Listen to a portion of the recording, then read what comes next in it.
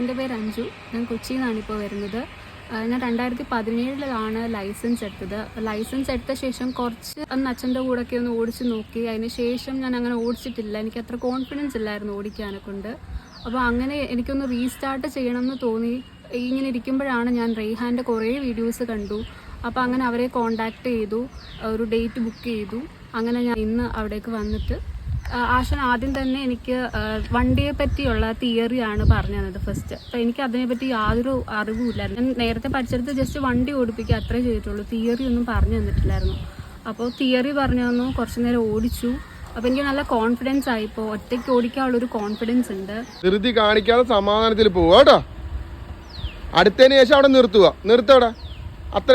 അതിനുശേഷം എന്ത് ചെയ്യണം? ഇനി ഫ്രണ്ട് അവിടെ കൊണ്ടുവരിക. ബാക്ക് വന്നതിന് ശേഷം പിന്നെ ഫ്രണ്ടിനെ അങ്ങോട്ട് അടുപ്പിക്കുക എന്നുള്ള അടുത്ത ജോലി.